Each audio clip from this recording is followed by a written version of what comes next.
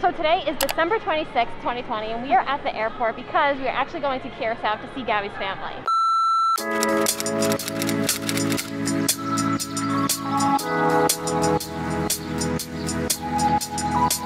I'm Gabby. And I'm Shanna. And we're 27 Travels. And we are making this video because we actually flew in an airplane for the first time in almost a year last month in December. And we actually flew internationally. So we kind of wanted to make a video explaining how the process was, how to travel safely, and most importantly, giving you all information on what you can do to be safe when traveling in 2021. So for us, traveling was not a decision that we decided to do lightheartedly. We flew from New York to Curacao, and if you know us, you know that I have family in Curacao, and we usually go every single year. So we went to actually go see my grandmother, who had been alone in Curacao since last year, and she was there the whole entire time and didn't really have any family or anyone to keep her company, so that was really the point of our trip this time. And we definitely are not encouraging anyone to travel right now. It's not safe to travel right now, but if you are going to travel, you have to do it safely and you have to follow the rules. And there's really not a lot of information out there about how to travel safely, about what to expect when traveling, things like that. So that's kind of why we wanted to make this video, since we did do it firsthand. There are so many steps that you need to take to be safe, to keep everyone else safe around you, and we just kind of want to outline it so that if you are traveling, this is what you need to do. So obviously we're only speaking from our own experience. We can only say our personal experiences while flying to Curacao, and if you're flying somewhere else, these tips are going to be handy, but at the same time you still need to do your own research on what is safe in each place you're going to. So before flying or even road tripping to another state or another country, you need to do the research on what is required for you to enter that country. There are a lot of different requirements for all different states and countries, so you have to make sure that you know before you go.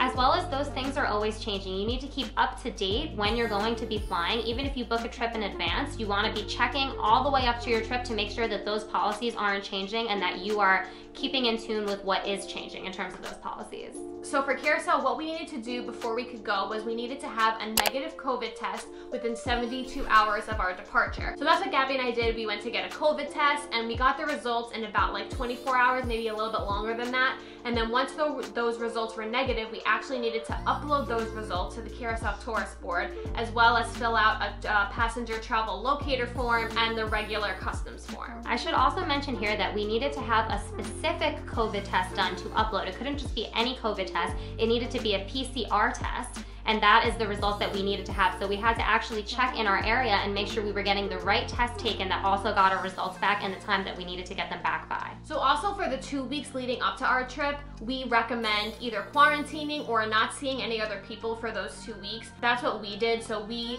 didn't see any people for the 2 weeks leading up to our trip to kind of like ensure that when we got our negative COVID test results within the 72 hours that it would be accurate and it wouldn't be like, oh, we saw someone yesterday and maybe, you know, they could have had COVID, etc. So definitely recommend quarantining or not seeing any people for the 2 weeks leading up to your trip if you have to travel. So wherever you travel to, every country or even state, if you're traveling within the US, has different COVID and lockdown rules that you should really be aware of so that you can make sure you're traveling safe when you're in a different country. And also that you're following the rules that they have for the people that live there. I think that that is super important. You obviously, if you're traveling somewhere, not only do you want to keep yourself safe, but you want to keep the people around you safe. That's a really important thing. So for example, in Curacao, they had a lot of lockdown rules, including that we had a 9 p.m. curfew, that alcohol on the whole island was banned in restaurants, as in you could buy it in a store and take it home, but you couldn't drink it at a restaurant. There was no indoor dining, there was only outdoor dining, which is something that is happening in a lot of places just to be safe and make sure that COVID doesn't spread more.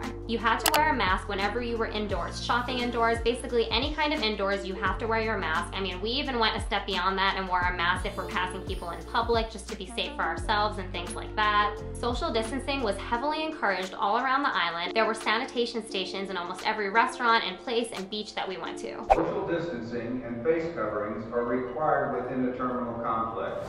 Now that we kind of talked about the research that you need to do for the country that you're visiting or the state that you're visiting, we're kind of going to talk about our experience. We were getting a little bit nervous about what to expect when we go to the airport or boarding the plane. So we're going to tell you what we did and what we experienced while we were at the airport and also on the plane. We're in JFK in Terminal 5 and we just walked past this, which is like a PPE machine. And you can get like masks and hand sanitizer and anything if you need it. I think you probably have to pay for it, yeah, but they even have a KN95 mask, so they basically have anything that you could need. So that's one of many ways we've been seeing them doing stuff differently, as well as when we were like going to go through security, we were socially distanced, we were being safe, everyone was behind plastic shields. And the airport is way emptier than usual. One thing that we did that I would highly recommend is wearing 2 masks. We have a lot of masks that we just use here for like every day, so we actually doubled up on them. We wore 1 disposable mask and then 1 like cloth mask that's like double layered with the filter on top of that, and that made us feel like extremely safe just because we felt like we had double the protection.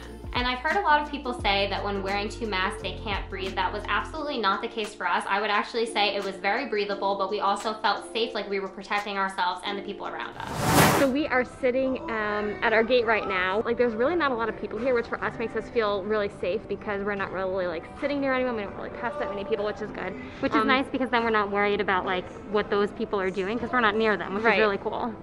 And one thing to note is that a lot of the stores and restaurants might not be open in the terminal.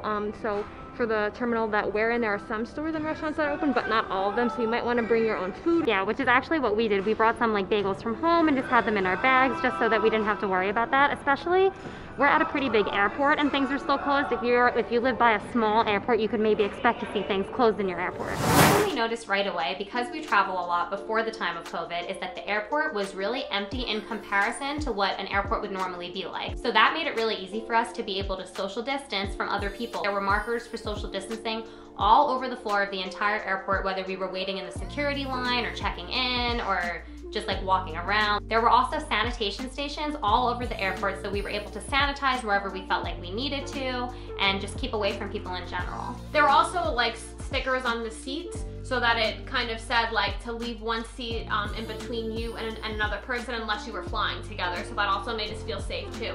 Even though there were so little people in the airport that really no one was sitting near each other. So different airlines have different measures for how they're boarding the plane and keeping people socially distant. We actually flew 2 different airlines. So on the way to Curacao, we flew JetBlue, and on the way back, we flew United. Both planes were only about like 1/4 full, which means that like there was a lot of space when we got on the plane, also a lot of space at our gate because there wasn't a lot of people on the plane, but there wasn't really any person kind of telling you to stay 6 feet away from someone when you were actually boarding the plane and going through that little tunnel thing that you get on to go to the plane. But since there were so few people actually on the plane, it was easy for us to socially distance ourselves away from other people. The plane being full or not full will definitely vary based on where you're traveling to, what time of the year you're traveling to, what time of day you're traveling to, but this was just our experience that on the way there and on the way back, neither of our flights were super full, making it really easy for us to be able to socially distance from people. So on the plane, and actually in both directions, on the way there and on the way home, we actually had a whole entire row to ourselves. I do think that they were making a really good attempt to try and not seat people too close to each other, as in since we were just the 2 of us, they gave us a row of 3 since there was room on the plane, and that's something that made us feel really comfortable and that we really liked having because we were concerned about being right next to someone. But obviously if you were on a full plane, this might change or vary, but that's just our personal experience on this. We also did not eat or drink on the plane. On JetBlue, they offered full beverage service with like snack bags that you could take if you wanted a snack. But on United, they gave you like a little pre-made plastic bag with like a water bottle and a few different snack packs that you could have for the remainder of your flight. Also on both flights, they gave us like a little like sanitation cloth that was like a wet cloth with, I don't know, sanitizer on it basically, so you can sanitize your seat and stuff if you want to. We actually brought our own as well as our own sanitizer, but definitely made us feel better that the plane was also giving you an extra one in case you forgot or whatever, and they were also asking if people wanted extra ones, so they give you those as well. Another thing from the plane is that they were doing like informational videos on the screen in front of you to basically talk about COVID safety and what they're trying to do to keep the planes COVID safe, to just make you feel better, like how they do the air circulation or things like that that you might be concerned about. Almost every airline has a video about what they're doing, so you can always check on an airline's website and try and see like their latest updated safety video. So another thing that you need to do when you're flying during these times is you need to check what's required of you when you actually come back home. So every country and every state in the United States has different rules regarding this. So for example, in New York State, there are 2 things you can do when you're flying back, whether you're a resident or you're just visiting New York. One thing is that you can take a COVID test within 3 days of you coming to New York. If that test is negative, when you arrive in New York, you can quarantine for 3 days. Then after that, on the 3rd day, you can take a COVID test again. And if that test is negative, then you can exit quarantine. If you choose not to do that, which is what Gabby and I decided to do, is that you have to quarantine when you get back to New York for 10 to 14 days.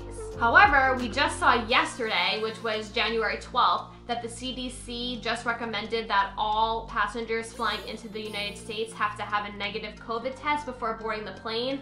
That, as of right now, is not in effect yet, but I think it's going to go into effect starting January 26th of 2021, so that will be the rule starting then. But even with that negative COVID test, there are still probably going to be quarantine rules that you have to follow. For example, in New York, even if you get a negative COVID test, you still have to quarantine for 3 days and then get another negative test. So it just depends. So in addition to the quarantining or the negative COVID test, when you arrive in New York, you also need to fill out a traveler health form, and that form just kind of gives information on, you know, like where you're staying or where you live, your phone number, where people can contact you, things like that. We've actually been getting texts and calls from the New York sheriff. It's like an automated message, so you're not speaking to someone personally. You have to quarantine for 10 days. You have to make sure that you're following the rules until I confirm that you're quarantining. So I think that's it for this video.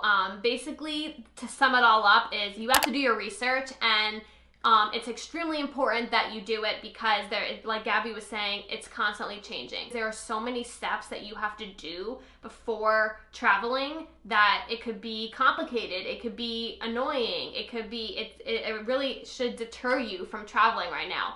But if you are going to travel, you have to follow these steps, and you can't just, you know, travel willy-nilly, just go on a trip because you're bored of quarantining or whatever it is. Like, there are rules that you have to follow, and hopefully this video is helpful for you if you have to travel and you're looking for information on how to do it safely. Yeah, that's definitely the point of this video. If you have to travel and you have good reason to travel, we're hoping that these tips help you out and make it easier for you to do it safely while keeping everyone around you safe. And also, if there's any questions you have that we have not answered yet, feel free to leave a comment asking about it, and we can answer from our own personal experience based on how our travel and flying experience was during COVID. So thank you guys so much for watching this video. Hopefully it was helpful for you because we couldn't find any information like this when we were traveling, so we wanted to make it in case someone needs it out there. So hopefully this is helpful if you happen to need it. Thank you so much for watching, and we will have another video for you coming soon.